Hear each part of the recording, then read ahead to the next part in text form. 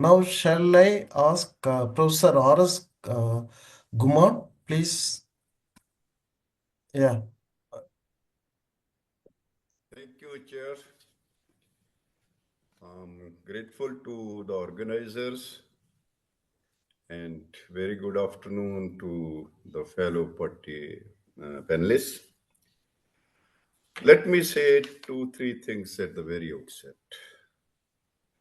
I largely agree with what went before and what has been said by all the three eminent speakers, Dr. Rajakumar, Professor Shekhar, and Professor Anant Kumar.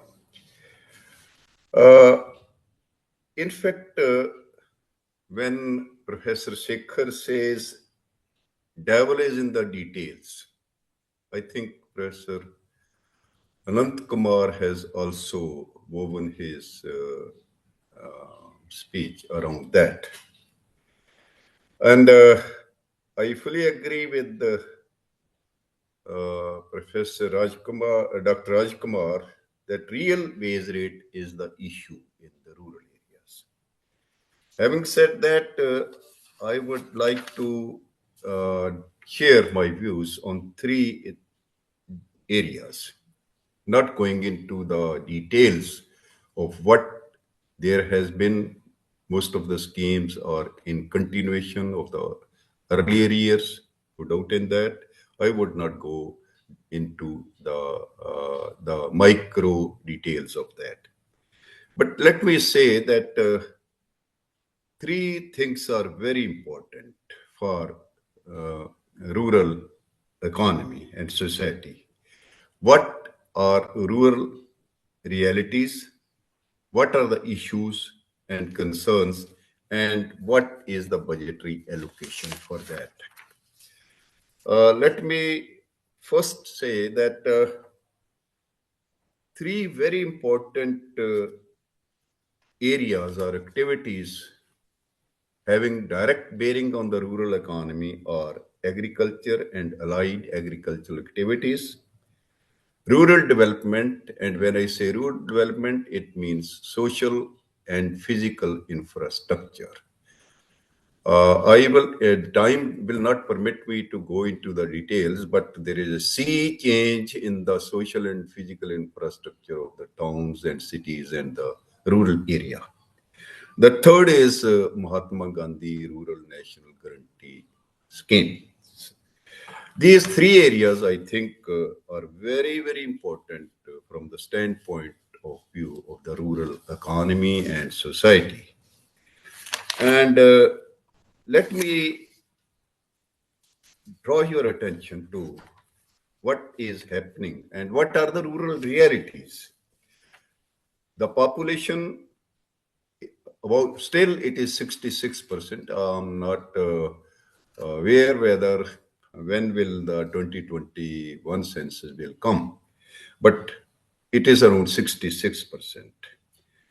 70% of the workforce is in the rural areas.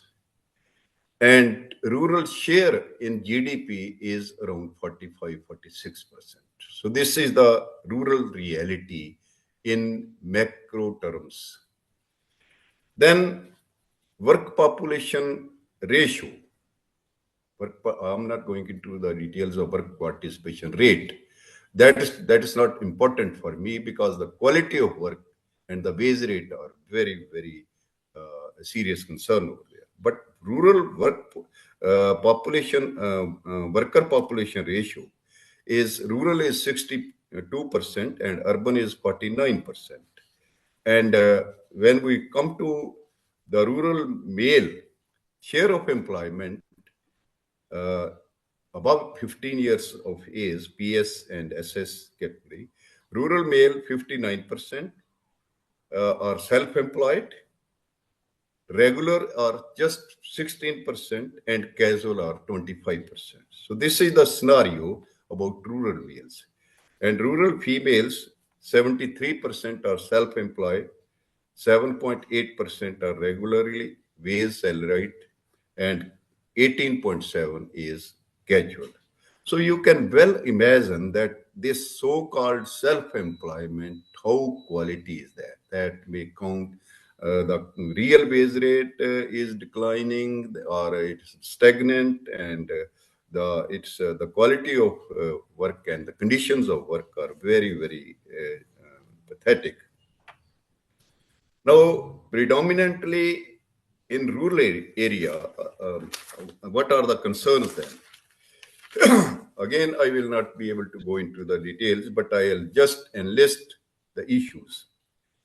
Rising rural-urban divide, economic, living standards, social, physical infrastructure, quality of educational services, then quality of health services, absolutely and in comparison to urban area.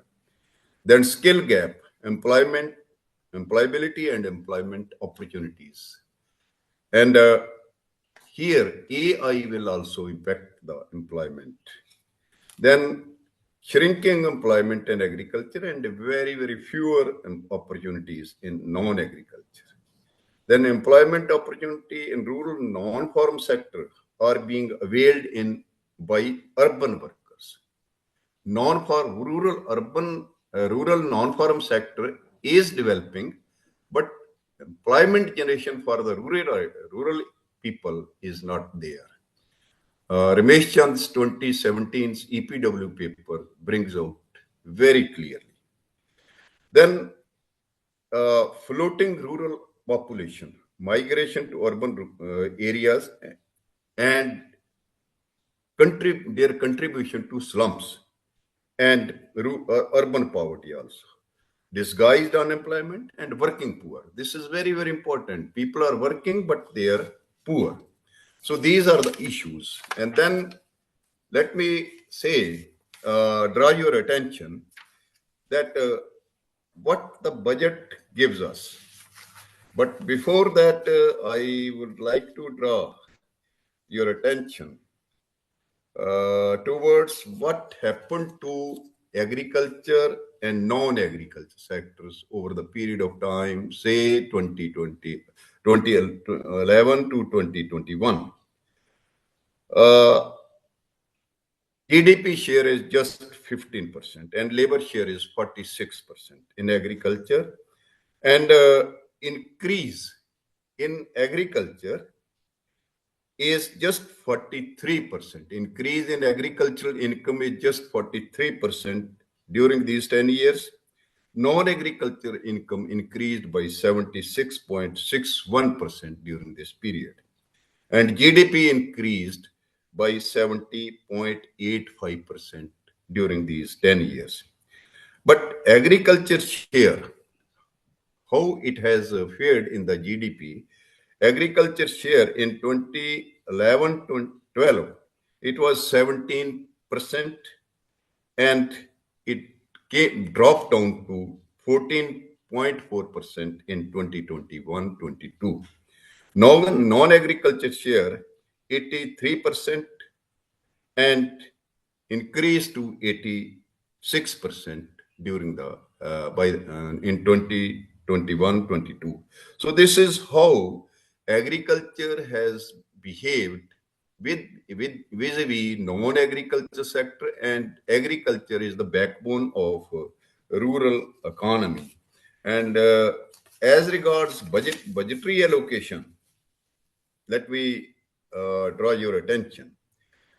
Rural development budget, if we compare it with 24-25, it increased from 2,65,808 crore to 2,66,817 crore. That is just 0.38% in the rural development. Then agriculture and allied, it increased from 1,46,819 crore to 1,71,437 crore. So budgetary allocation is higher as compared to 2024 by 17%, but let's see what will come in the reality. Then MSP and this marketing and the debt remission, which are the farmers' two very, very important problems. No mention has been made in the budget and no special proposal for crop diversification, though pulses oil seeds has been referred.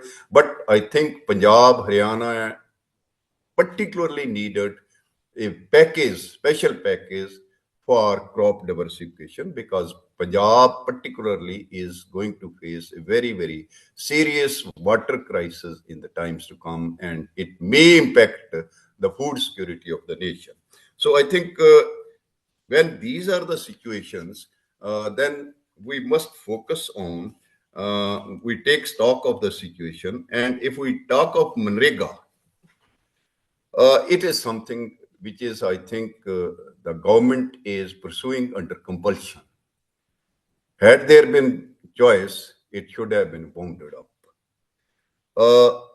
The figure, 3 years allocation to Manrega is just 86,000 rupees, 86,000 crore.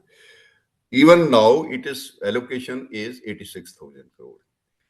In the nominal sense, there is no increase in the budgetary allocation, but in the real sense, there is decline in the budgetary allocation. And we must note that this is demand-driven program. And when demand is depressed, the allocation goes down, and there is a deficit of the previous years also. So I think on all the three counts, that is agriculture, rural development, and Manrega, I think on all the three counts, as Professor Shikhar probably said, that no integrated mission of rural development is there. And to wind up, I would like to say that this government, rather earlier also, particularly this government over the last 10, 12, 10, more than 10 years, has not been able to address the issue of employment, particularly rural employment, and particularly that of working poor, and this even of the economy as a whole, that we are saying that it will raise our status to developed country. Probably in terms of GDP, we may acquire that third largest economy, but in terms of developed economy, as per World Bank classification, we'll have to go far way into that. So with this, I would like to say that if we are really concerned with the and we must note that without rural development, without rural economy's potential to development, this country cannot grow as cannot enter into the band of developed countries in terms of per capita income and the what we call standard of living and all that. So I think rural economy will have to be focus of the government, and in real terms, it will have to deliver. Thank you so much. Thank you so much, sir. And especially pointing out to the state-specific requirements. You drew our attention to the need of Punjab and Haryana. It's a new perspective we will be adding to our panel discussion. Thank you so much.